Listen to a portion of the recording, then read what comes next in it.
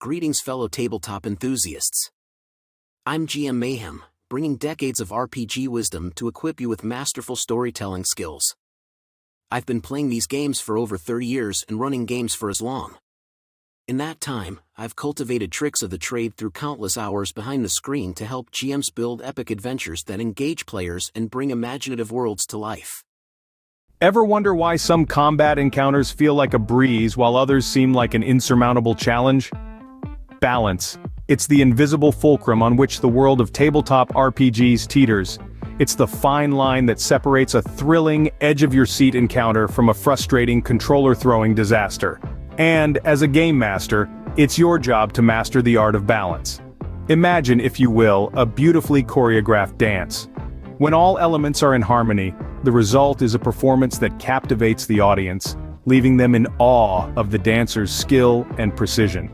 The same principle applies to combat encounters in tabletop RPGs. Like a well-rehearsed ballet, an engaging combat encounter is a delicate interplay of elements, each one carefully calibrated to challenge the players without overwhelming them. This is where the concept of balance comes into play.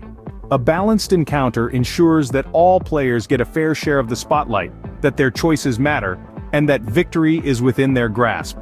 But achieving this balance is no easy task. It requires a keen understanding of the game's mechanics, a deep empathy for your players, and a healthy dose of creativity.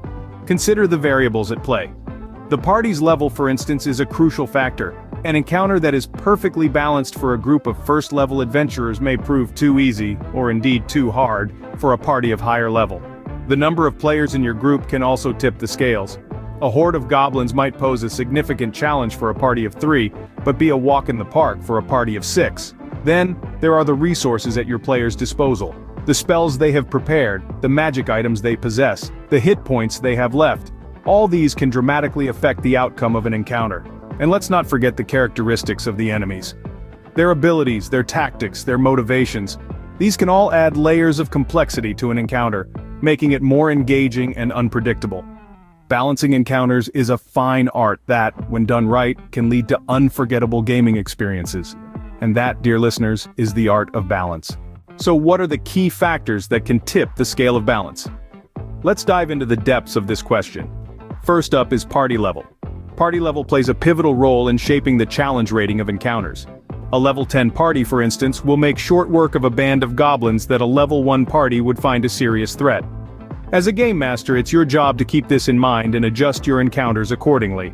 The goal is to provide a challenge that's just right, not too easy, not too hard. Next, let's talk about the number of players. The action economy, that is how many actions each side can take in a round, is heavily influenced by the number of players. More players mean more actions, which can give the party a significant advantage. It's like that old saying, there's power in numbers. So when planning encounters, consider the size of your party. A lone wolf will struggle against a horde of enemies while a larger group might breeze through. Player resources such as spells, items, and abilities are another key factor. A well-rested party with all their spells and abilities at their disposal will be far more potent than one that's been through several encounters without a chance to rest. Similarly, a party equipped with powerful magic items might punch above its weight class, so to speak. Lastly, we can't forget about enemy characteristics. An enemy's hit points, damage output, and abilities can all drastically affect the balance of an encounter. A foe with a high damage output might overwhelm a party, while one with a lot of hit points might simply outlast them. And then there are abilities which can turn an otherwise mundane fight into a memorable and challenging encounter. Understanding these factors is the first step toward creating balanced encounters. By keeping these factors in mind, you'll be better equipped to craft encounters that are challenging, engaging, and most importantly, fun for your players. Now that we know what affects balance, how do we apply this knowledge to create well-balanced encounters? Let's dive into the step-by-step guide on how to do just that.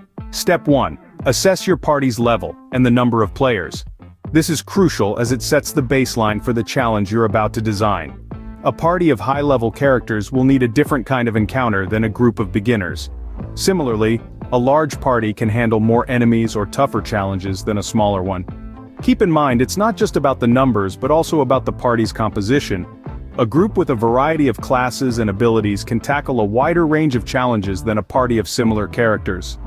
Moving on to step 2, Consider your players' resources. This includes their health points, spells, abilities, and even their equipment. A well-rested party can handle more than one that's already been through several encounters. Encounters should therefore be balanced not only for the party's overall strength, but also for their current state. If the party has used up all their spell slots or healing potions, even a relatively weak encounter can pose a significant challenge. Next up, Step 3. Choose enemies with an appropriate challenge rating and abilities. The challenge rating of a creature gives you a rough idea of how tough it should be for a party of a certain level. But don't rely solely on this. Consider the creature's abilities and how they match up against the party. A creature with a low challenge rating but a powerful area effect spell can be a deadly threat to a low-level party. Now on to Step 4, and this is where things get really interesting. Play test your encounter. Run it through with an imaginary party, or even better, with a group of friends. See how it plays out. Is it too easy? Too hard? Does it provide the kind of challenge you were aiming for? This will give you invaluable feedback. Finally, Step 5. Adjust your encounter based on the feedback.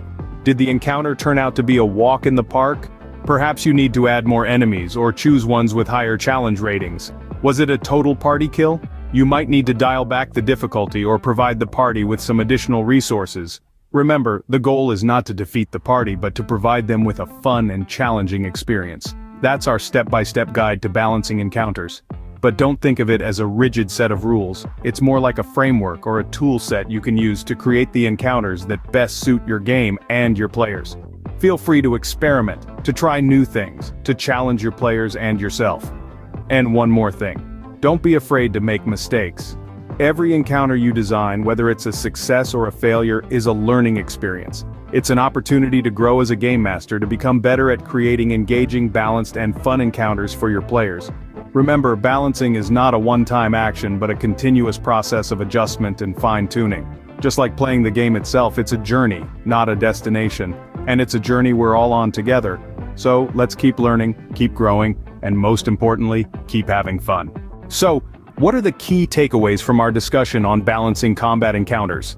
We've delved into the nuances of balancing combat encounters in tabletop role-playing games, a skill that can make or break your game sessions. It's an art form, really, and one that takes practice, intuition, and a deep understanding of your players and their characters. Firstly, we explored the importance of balance itself.